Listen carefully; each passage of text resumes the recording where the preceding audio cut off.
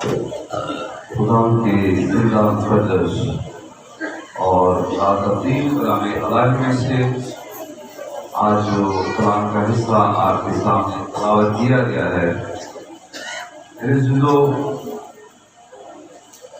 خدا کا یہ کلام انتہائی خوبصورت ہے۔ اور میرے عزیزو، ویسے سارا کلام بہت خوبصورت ہے، لیکن انسان سے خدا کی محبت اور اس کی تکمیل کا پیغام نئے عہد نامہ میں آ کے پورا ہوتا ہے۔ اور میرے عزیزو، عبرانیوں کی کلیسیا کے نام خط میں یہ لکھا ہوا ہے کہ اگلے زمانہ میں خدا نے باپ دادا سے نبیوں کی معرفت حصہ با حصہ اور تلا با تلا کلام کیا، لیکن آخر زمانہ میں اس نے اپنے بیٹے کی معرفت کلام۔ سو میرے عزیزو، خدا کا کلام میرے اور آپ کے لیے اس کی الہی محبت ہے، اور خدا کے کلام کی اہمیت ایسی ہے کہ خدا کا بندہ زبور نویس 119 نمبر زبور میں کہتا ہے کہ تیرا کلام میرے قدموں کے لیے چراغ اور میرے راہوں کے لیے روشنی۔ اور اگر ہم عبرانیوں کی کلیسیا کے نام خط اس کا 4واں باب اور اس کی 12ویں آیت دیکھتے ہیں تو وہاں پر لکھا ہے، کیونکہ خدا کا کلام زندہ اور مؤثر اور ہر ایک دو دھاری تلوار سے زیادہ تیز ہے، اور جان اور روح اور بند اور گودے کو جدا کر کے گزر جاتا ہے، اور دلوں کے خیالوں اور ارادوں کو جانچتا ہے۔ اتنی پاور خدا کے کلام میں ہے کہ وہ دلوں کے خیالوں کو، ارادوں کو، جو ہمارے دلوں کے اندر خیال ہیں، جو ہمارے دماغ کے اندر ارادے ہیں، عیدیں ہم مناتے ہیں اور خدا کے گھر میں آتے ہیں، لیکن جو ہمارے ذہنوں میں چل رہا ہے میرے پادری صاحب نہیں جان سکتے، لیکن خدا جانتا ہے، خدا کا کلام جانتا ہے کہ ہمارے دلوں میں اور ہمارے خیالوں میں کیا بات ہے۔ اور خدا کے کلام کی ایسی تعریف ہے کہ وہ زندہ ہے، مؤثر ہے، ہر ایک دو دھاری تلوار سے زیادہ تیز،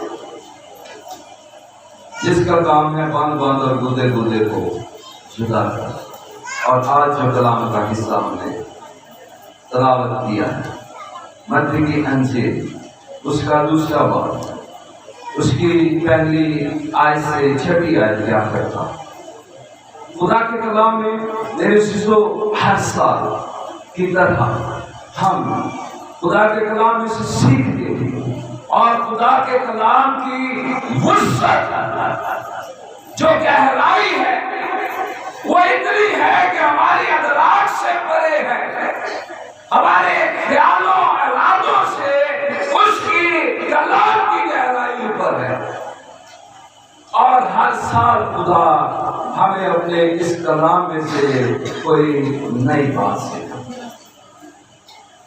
اور میرے عزیزو، یہاں پر 2 باب میں آپ کے سامنے جو حصہ تلاوت کیا گیا، یہاں پر پہلی آیت سے لکھا ہے، جب یسوع ہیرودیس بادشاہ کے زمانہ میں یہودیہ کے بیت لحم میں پیدا ہوا۔ یہاں پر متی رسول جو ہے،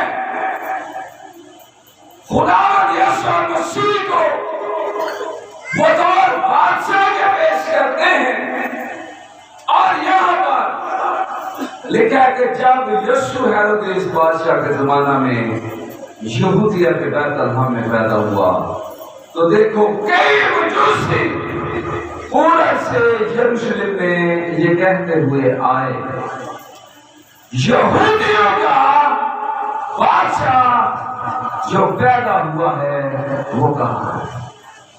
یہ سوالیہ نشان ہے، اس کے آگے آپ بائبل میں خود پڑھ سکتے۔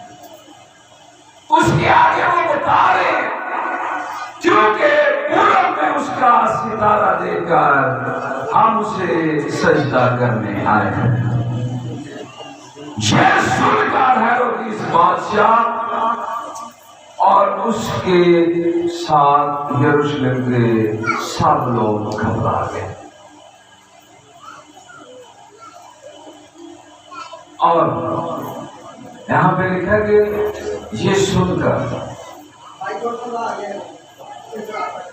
ہیرودیس بادشاہ کے ساتھ یروشلم کے سب لوگ خوش ہونے کے بجائے گھبرا گئے۔ اور آگے لکھا ہے اور اس نے قوم کے سب سردار کہنے اور جنگیوں کو جمع کر کے ان سے پوچھا مسیح کی پیدائش کہاں ہونی چاہیے؟ انہوں نے اس سے کہا یہودیہ کے بیت لحم میں، کیونکہ نبی کی معرفت یوں لکھا ہے بیت لحم یہودا کے علاقے، تو یہودا کے حاکموں میں ہرگز سب سے چھوٹا نہیں، تجھ میں سے ایک سردار نکلے گا جو میری قوم، جو میری امت اسرائیل کی گلہ بندی کرے گا۔ دیکھیں یہاں پر لکھا ہے حاکموں کو نہیں پتا، بادشاہ کو نہیں پتا، یروشلم کے لوگوں کو نہیں پتا، پتا ہے کتابوں کی حد پر۔ ابھی ان کو یہ نہیں پتا چلا کہ مسیح کی پیدائش ہو گئی۔ پورب سے مجوسی آ کر بتا رہے ہیں کہ یہودیوں کا جو بادشاہ پیدا ہوا وہ کہاں ہے۔ پھر ان کو خوشی نہیں ہوئی، سب لوگ گھبرا گئے، یروشلم کے لوگ اور سب لوگ گھبرا گئے۔ پھر حکیموں فریسیوں سے پوچھا گیا کہ مسیح کی پیدائش کہاں ہونی چاہیے؟ انہوں نے بتایا کہ نبی کی معرفت دکھائے پرانے عہد نامہ میں میکا نبی کا صحیفہ، اس کا 5واں باب، اس کی دوسری آیت میں یہ پیشن گوئی کی گئی ہے۔ اگر آپ حوالہ دیکھنا چاہتے ہیں دیکھ لیں، میکا نبی کا صحیفہ، اس کا دوسرا باب، اس کی میکا نبی کا صحیفہ، اس کا 5واں باب، اس کی دوسری آیت یہ لکھا ہوا ہے۔ لیکن اے بیت لحم، افراط اگرچہ تو یہودا کے ہزاروں میں شامل ہونے کے لیے چھوٹا ہے، تو بھی تجھ میں سے ایک شخص نکلے گا اور میرے حضور اسرائیل کا حاکم ہوگا، اور اس کا مصدر زمانہ ہاں قدیم الایام سے ہے، قدیم الایام سے، جس کا ذکر ہمیں ملتا ہے، یعنی ابتدا سے وہ ایک ہی ہستی ہے۔ یوحنا کے انجیل میں لکھا ہے ابتدا میں کلام خدا کے اور کلام خدا تھا، اور یہاں پر کہا گیا کہ نبی کی معرفت یوں لکھا ہے اے بیت لحم یہودا کے علاقے، تو جو یہودا کے حاکموں میں ہرگز سب سے چھوٹا ہے۔ دنیا کی نظر میں بیت لحم چھوٹا شہر ہے، دنیا کی نظر میں اس کی کوئی اہمیت نہیں ہے، اور حاکموں کی توجہ نہیں ہے اس پر۔ اور اگر ہم بیت لحم کے لغوی معنی دیکھتے ہیں، عربی میں اس کا مطلب ہے گوشت کا گھر، اور بھیڑ کا گوشت بھی کہا جاتا ہے۔ اور آپ کو یسایہ نبی کا صحیفہ، اس کا 53واں باب یاد آ گیا، جہاں پر اس نے کہا کہ وہ بھیڑ کی طرح جس کے بال کٹوائے جاتے ہیں اپنے اس کے سامنے خاموش رہا۔ سمیرے سے جو اگر ہم آرامی جو خدا یسوع مسیح زبان بولتے تھے اور عبرانی زبان میں اس کا ترجمہ دیکھتے ہیں تو بیت لحم کا ترجمہ ہے روٹی کا گھر، روٹی کا گھر۔ یہاں میرے عزیزو بیت لحم کو نظر انداز کیا جا رہا ہے اور دوسری حاکم جو ہیں اسے کوئی اہمیت نہیں دیتے، حالانکہ اس کے بارے میں جیسے آج بھی دیکھیں ہمارے سیاستدان جو ہیں وہ وزیر اعظم ہیں کوئی تو چھوٹے علاقوں کو اتنی اہمیت نہیں دیتے، زیادہ بجٹ بڑے علاقوں میں لگا۔ اور میرے سنو اسی طرح خدا جس کو میرے سنو دنیا اہمیت نہیں دیتی، خدا اپنا جلال وہاں سے ظاہر کرتا ہے، وہ چھوٹے کو چنتا ہے اور بڑا جلال کرتا ہے۔ اس نے چھوٹے سے جلال کیا تھا۔ رات کو ہمارے بیٹے نے بتایا وہ بیکورڈ ایریا ہے جس پر کسی کی اتنی اہمیت نہیں تھی، کوئی نظر نہیں، لیکن جس کو ہم نکالا سمجھتے ہیں خدا اپنے جلال کے لیے اس سے کارآمد کرتا ہے۔ اور لکھا ہے کہ اے بیت لحم یہودا کے علاقے، یہ یہودا کے قبیلے کا علاقہ ہے۔ اور خدا یسوع مسیح کو مکاشفہ کی کتاب میں یہودا کے قبیلے کا فخر بھی کہا ہے۔ اور میرے عزیزو بیت لحم کو روٹی کا گھر، گوشت کا گھر، اور میرے عزیزو دنیا کی نسلیں جب وہ خدا کی حضوری میں سے نکل گیا تو پھر اس کی نسلیں دنیاوی روٹی پر ہی ہمیشہ رہتی، دنیاوی چیزوں پر ہی رہتی۔ سو میرے عزیزو اگر آپ یوحنا کی انجیل اس کا 6واں باب دیکھتے ہیں تو دنیاوی روٹی کے بارے میں خداوند یسوع مسیح بڑی خوبصورت طریقے سے بتا رہے ہیں۔ 32ویں آیت سے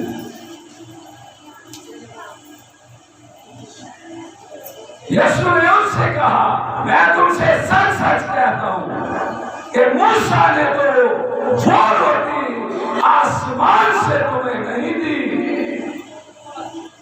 بیابان میں موسیٰ نے تمہیں وہ روٹی آسمان سے نہیں دی، لیکن میرا باپ تمہیں آسمان سے حقیقی روٹی دیتا ہے۔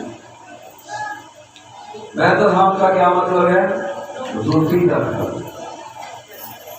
دنیا کی نظریں دنیاوی روٹی پر لگی ہیں۔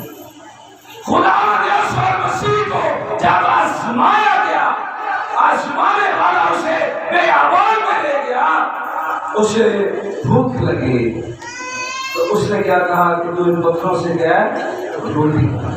تو خداوند نے کیا جواب دیا کہ انسان صرف روٹی ہی سے نہ جیتا رہے گا بلکہ ہر اس بات سے جو خدا کے منہ سے۔ خدا دنیا کو حقیقی روٹی دینا چاہتا ہے اور ہمارا دھیان ہے صرف عارضی روٹی پر جو ہمیں عارضی زندگی دیتی ہے۔ بیت لحم میں اس لیے وہ روٹی اتری۔ دیکھیں میرے لوگ 6واں باب جو ہے اگر آپ سارا پڑھیں تو وہاں پر واضح طور پر لکھا ہے یوحنا کے انجیل میں ہوں وہ روٹی جو آسمان سے اتری، اور بیت لحم میں وہ روٹی اتری ہے جو آسمان سے اتری ہے۔ اس نے کہا اگر کوئی مجھ میں سے کھائے گا وہ اب تک کبھی بھوکا اور پیاسا نہیں رہے گا، نہیں مرے گا۔ روٹی کا مطلب یہی ہم سمجھتے ہیں کہ روٹی ہمیں زندگی دیتی ہے۔ دنیاوی روٹی کی خوراک دیکھ لیں، بہت سارے علاقوں میں افریقہ کے علاقوں میں دور ہم چلے گئے، پاکستان کے علاقوں میں، ہر کے علاقوں میں دیکھیں کئی دفعہ ہم نے سنا ہے کہ قہر سے اور میرے ضلع بھوک اور بلا سے لوگ مر رہے ہیں، لیکن یہ وہ روٹی نہیں ہے جو ہمیشہ کی روٹی ہے۔ ہمیشہ کی روٹی بہتر ہم نے ہوتی ہے۔ دیکھیں میرے عزیزو، یوحنا کے انجیل 6 باب اس کی 35 آیت، یہاں لکھا ہے